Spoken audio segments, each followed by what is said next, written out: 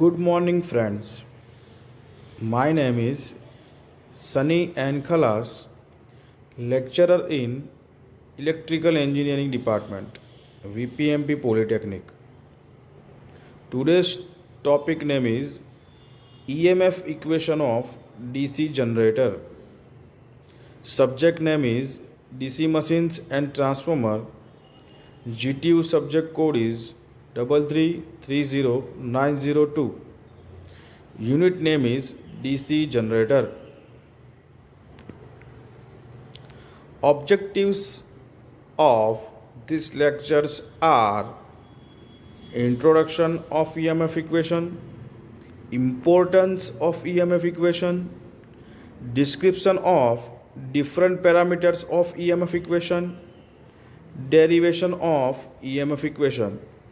વિદ્યાર્થી મિત્રો, આપણો આજનો સબ્જેક્ટ છે DC machines and transformer. Diploma electrical એન્જિનિયરિંગના થર્ડ સેમેસ્ટરમાં આ સબ્જેક્ટ ઓફર થાય છે જીટીયુમાં, જેનો સબ્જેક્ટ કોડ છે 3330902. રાઈટ. ચેપ્ટર નંબર 2 આપણે સ્ટાર્ટ કરી દીધું. ચેપ્ટર નંબર 2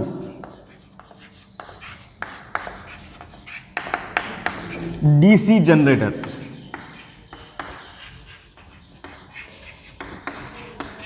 અને આ ડીસી જનરેટરની લેક્ચર સિરીઝમાં આપણે પોઈન્ટ નંબર 2.1 લીધો હતો સૌથી પહેલાં. એની ઉપર વિડીયો આપણે અપલોડ કર્યો હતો, working principal of DC generator. અને પોઈન્ટ નંબર 2 આપણે જોયો હતો કન્સ્ટ્રક્શન ઓફ ડીસી જનરેટર. આજે આપણે જોઈશું point number 3 EMF equation of DC generator. બરાબર છે. દર વખતે જીટીયુની એક્ઝામમાં આ પ્રશ્ન 3 માર્ક્સમાં પૂછાય છે. પ્રશ્ન આ રીતે બને કે derive the EMF equation of DC generator. Right. 3 માર્ક્સમાં આ પ્રશ્ન હર હંમેશ હોય છે. આપણે જોઈએ ઇક્વેશન જે ફાઇનલ તમારે ડીરાઈવ કરીને મેળવવાનું છે એ આ મેળવવાનું છે, જેને આપણે EMF ઇક્વેશન કહીએ છીએ ડીસી જનરેટરનું. E બરાબર phi ZNP અપોન 60A. આ ફાઇનલ ઇક્વેશન તમારે મેળવવાનું છે, જે આવશે વોલ્ટમાં. એનો એકમ હશે વોલ્ટ. જ્યાં E એ ઇન્ડ્યુસ EMF છે. E is equal two induce EMF in volt. phi flux per pole, એક પોલ દ્વારા ઉત્પન્ન થતો flux per pole POLE in weber. એનો એકમ છે વેબર. EMF નો એકમ છે volt. Z total number of armature conductor. Total number of armature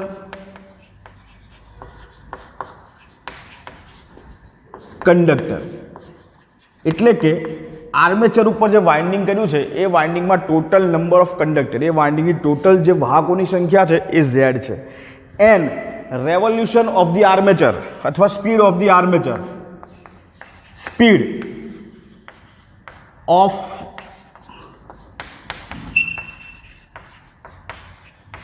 armature in RPM, revolution per minute. Okay. આપણે જોયું flux per pole phi, total number of conductor Z, speed of armature in RPM, and P total number of pole અથવા number of pole. જનરેટરમાં પોલની સંખ્યા.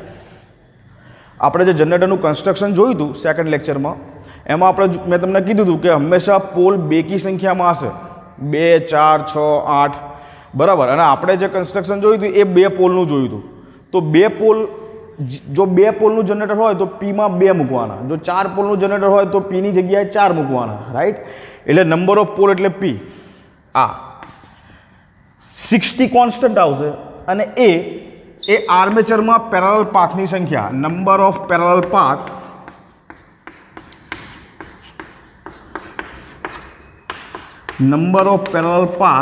in armature.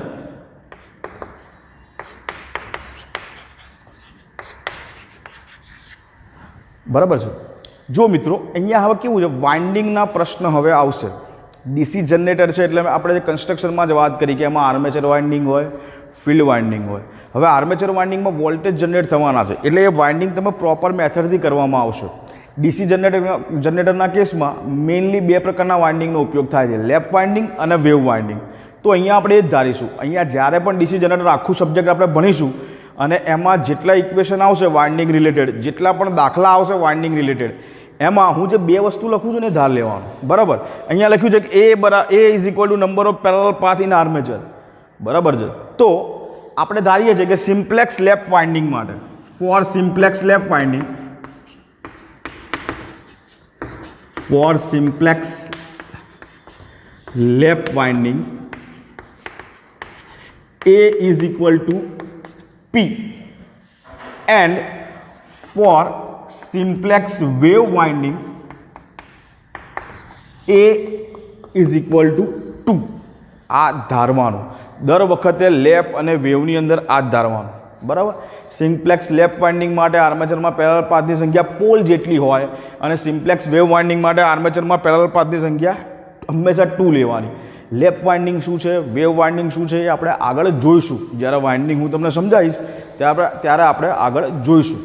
Okay, હવે તમને પૂછે એક્ઝામમાં કે derive the EMF equation of DC generator, તો લખવાનું કે ડીસી જનરેટરનું ઈએમએફ ઇક્વેશન E બરાબર 5ZNP/60 એ જેટલું થાય છે. એમાં દરેકે દરેક જે વેલ્યુ, દરેકે દરેક જે ટર્મ્સ છે એનું ડિસ્ક્રિપ્શન છે. E બરાબર ઇન્ડ્યુસ ઈએમએફ, phi બરાબર ફ્લક્સ પર પોલ, Z બરાબર total number of armature conductor, N બરાબર speed of armature in RPM, P બરાબર નંબર ઓફ પોલ, A બરાબર number of parallel path in armature. Simplex lap માટે A બરાબર P, simplex wave માટે A બરાબર 2. આટલું તમારે યાદ રાખવાનું, આટલું લખવું પડે. હવે ડિરાઇવ કરવાનું શરૂ કરીએ આપણે. ઓકે,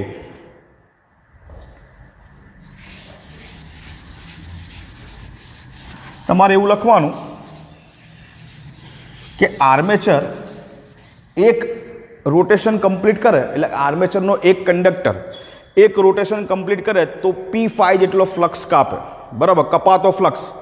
જ્યારે આર્મેચર એક રોટેશન કમ્પ્લીટ કરે ત્યારે P5 જેટલો ફ્લક્સ કપાય. બરાબર,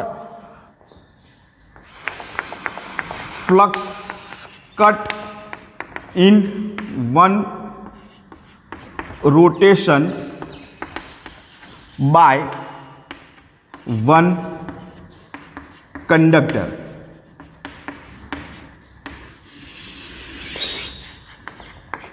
is અથવા તો is equal to P5. એક કંડક્ટર દ્વારા કપાતો ફ્લક્સ P5 જેટલું હશે અને આ ફ્લક્સ કાપવા માટે જે સમય લાગે એ 60/n સેકન્ડ જેટલો લાગશે. બરાબર, time consuming for one rotation of one conductor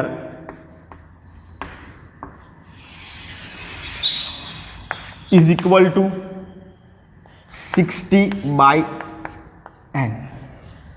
આ બે જે મેં તમને સેન્ટેન્સ આપ્યા, બરાબર, આ જે બે સ્ટેટમેન્ટ મેં તમને આપ્યા એ કાયમ માટે યાદ રાખવાના. ઇંગ્લિશમાં લખ્યું છે, ગુજરાતીમાં કહું છું કે કંડક્ટર એક રોટેશન કમ્પ્લીટ કરવામાં ફ્લક્સ એક રોટેશન કમ્પ્લીટ કરે એક કંડક્ટર તો P5 જેટલો ફ્લક્સ કપાય અને એ P5 જેટલો ફ્લક્સ કાપવા માટે એક રોટેશન ફરવા માટે જે સમય લાગે એ 60/n સેકન્ડ જેટલો સમય લાગે. Okay, done. હવે આપણે જોઈએ આગળ. આ બે સ્ટેટમેન્ટ લખવા પડે તમારે જ્યારે ઈએમએફ ઇક્વેશન ડિરાઇવ કરતા હોય ત્યારે. હવે જુઓ,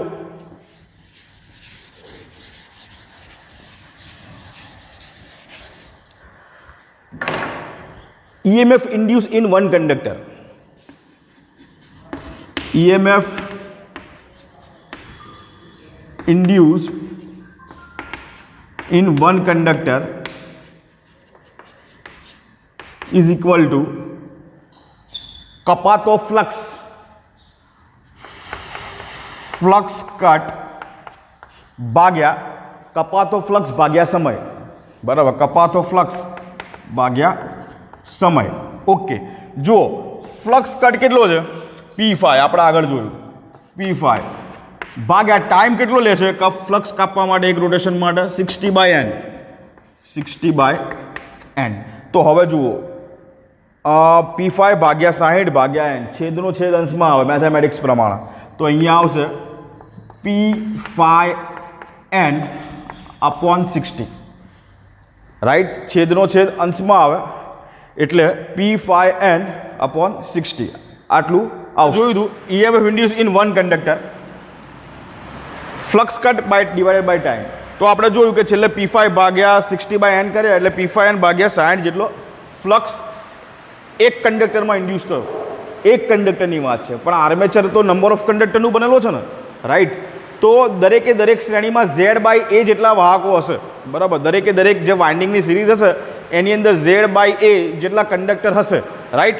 તો અહીંયા આપણે લખીએ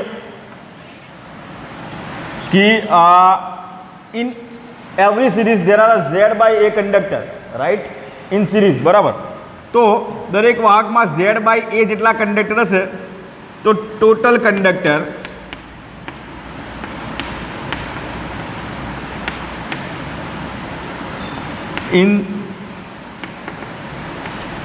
in series are Z/A, બરાબર. લખવાનું કે એક વાહકમાં ઉત્પન્ન થતો EMF કેટલો છે? P5n ભાગ્યા 60. હવે આર્મેચરની દરેક શ્રેણીમાં Z/A જેટલા વાહકો સિરીઝમાં હશે, તેથી ટોટલ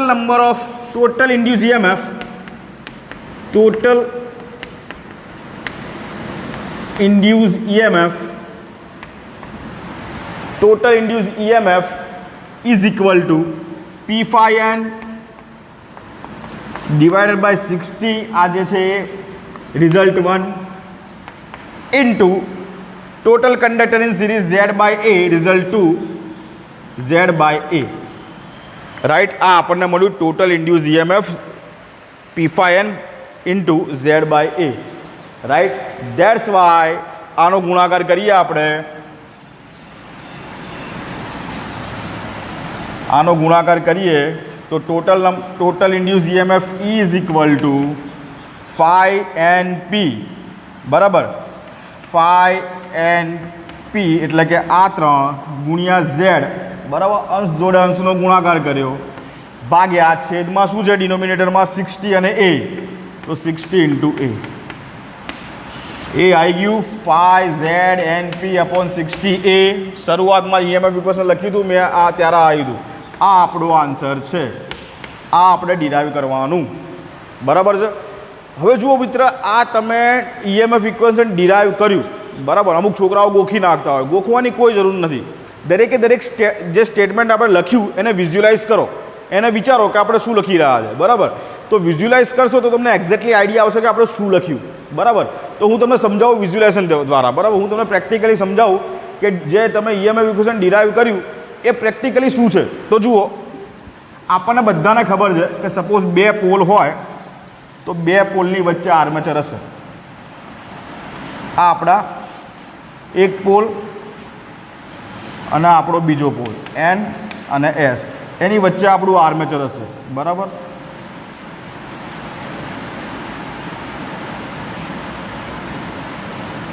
આપણું જો જવાબ પતી ગયો, EMF ઇક્વેશન ડિરાઈવ થઈ ગયું. એક્ઝામમાં પૂછાય તો છેલ્લું જે આવ્યું E બરાબર 5ZNP/60A ત્યાં સુધી જ લખવાનું, એ તમારું 3 માર્ક્સમાં જવાબ આવી ગયો. હું તમને આગળ પ્રેક્ટિકલી શીખવાડું છું કે આ EMF ઇક્વેશન તમે જે લખ્યું એ તમે પ્રેક્ટિકલી કેવી રીતે ઇમ્પ્લિમેન્ટ કરશો, બરાબર. એ સમજાવું છું. હવે જે હું સમજાવું એ એક્ઝામમાં પ્રશ્નમાં જવાબમાં લખવાની જરૂર નથી. ડિરાઈવ ધ EMF ઇક્વેશન, એમાં જે અત્યાર સુધી જે આપણે અહીંયાથી સારું કરી સ્ટાર્ટિંગથી અને છેલ્લે 5ZNP/60A સુધી લાયા ત્યાં સુધી જ લખવાનું. હવે હું તમને જે સમજાવું છું પ્રેક્ટિકલી તમારા નોલેજ માટે સમજાવું છું. ઓકે, આ 2 પોલ છે, 2 પોલનું જનરેટર છે, વચ્ચે આર્મેચર છે, તો આર્મેચર કંડક્ટર છે. આજે હું ડોટ કરું છું એ આર્મેચર કંડક્ટર છે, ગુજરાતીમાં વાહક કહેવામાં આવે. ઓકે, આપણે શું સાબિત કરવાનું છે કે EMF ઇન્ડ્યુસ ઇન આર્મેચર, બરાબર. Total EMF induce in armature, તો આર્મેચરના 2 છેડા બહાર નીકળતા હશે. સપોઝ આ એક છેડો આવ્યો, આર્મેચરમાં આવ્યો, એ વાઇન્ડ થયો અને બીજો છેડો બહાર નીકળ્યો, પોઝિટિવ નેગેટિવ. તો આ 2 છેડાની વચ્ચે જે વોલ્ટેજ મળે એ આપણો ઇન્ડ્યુસ EMF E છે, અહીંયા મળશે E, જેની વેલ્યુ કેટલી હશે? E બરાબર 5ZNP/60A, જે આપણે ડિરાઈવ કર્યું. ઓકે, આ ફ્લક્સ, તો આ બે પોલ દ્વારા ઉત્પન્ન થતો flux phi, flux phi. Z total number of conductor, એટલે આ જે ટોટલ નંબર ઓફ કંડક્ટર આયા એ ઝેડ. આર્મેચર વાઇન્ડિંગમાં જે વાઇન્ડિંગ કર્યું અને ટોટલ નંબર ઓફ જે વાઇન્ડિંગની સંખ્યા થઈ, total number of conductor A Z.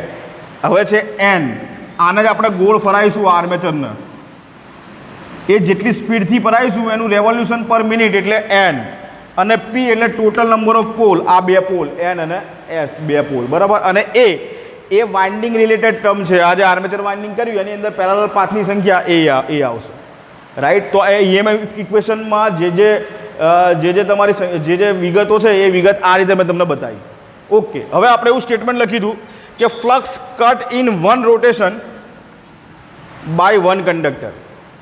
એક વાહક દ્વારા કપાતો ફ્લક્સ એક રોટેશનની અંદર, બરાબર. એનો મતલબ એવો થયો, સપોઝ આ એક વાહક આવો આવે તો આ વાહક ગોળ ફરતો હોય તો આ વાહક અહીંયાથી અહીંયા અત્યારે છે એનની નીચે, એ ગોળ ફરી આમ ગોળ ફરી અને પાછો અહીંયા આવે ત્યારે આ વાહક દ્વારા જે ફ્લક્સ કપાય એ ફ્લક્સની વેલ્યુ કેટલી હશે? P5 જેટલી. ડન. ઓકે, બીજું સ્ટેટમેન્ટ શું છે? Time consuming for one rotation of one conductor. આ વાહકને અહીંયાથી અત્યારે અહીંયા છે, અહીંયાથી ગોળ ફરી અને પાછું અહીંયા આવવા માટે જે સમય લાગે એ આપણે 60/n સેકન્ડ જેટલો છે, 60/n સેકન્ડ. ઓકે, આ બે સ્ટેટમેન્ટ તમારા સમજવાના. આ બે સ્ટેટમેન્ટ ઉપરથી તમને આઈડિયા આવશે કે ઈએમએફ ઇક્વેશન કેવી રીતે ડિરાઈવ કરવાનું, રાઈટ. એટલે છેલ્લે આપણે જે ઈએમએફ ઇક્વેશન જોયું કે ભાઈ P5 60/n કપાતો ફ્લક્સ ઇન્ડ્યુસ થતો ઈએમએફ બરાબર કપાતો ફ્લક્સ ભાગ્યા સમય, બંનેનો ભાગાકાર કરો એટલે P5n ભાગ્યા 60 મળે, ગુણ્યા Z ઇન્ટુ A કરો, Z ભાગ્યા A કરો ગુણાકારમાં એટલે P5 5Z NP/60 એ મળે. તો આ તમારું ઈએમએફ ઇક્વેશન છે, બરાબર. આ એક પ્રયત્ન હતો તમને ઈએમએફ ઇક્વેશન સમજાવવાનો, બરાબર. દર વખતે જીટીયુની એક્ઝામમાં ઈએમએફ ઇક્વેશન પૂછાય જ છે, મોઢે કરી નાખજો, સમજવાનો પ્રયત્ન કરજો. કોઈ પણ ડાઉટ હોય તો મારો નંબર છે, બરાબર, એ નંબર ઉપર તમે વોટ્સઅપ કરીને પૂછી શકો છો, બરાબર. નંબર દરેક લેક્ચરમાં હું લખું જ છું, આમાં પણ લખી દઉં છું, તો મને વોટ્સઅપ કરીને આ નંબર ઉપર તમારો ડાઉટ પૂછી શકો છો. ઓકે, જય હિન્દ, જય ભારત, નમસ્કાર. Thank you very much.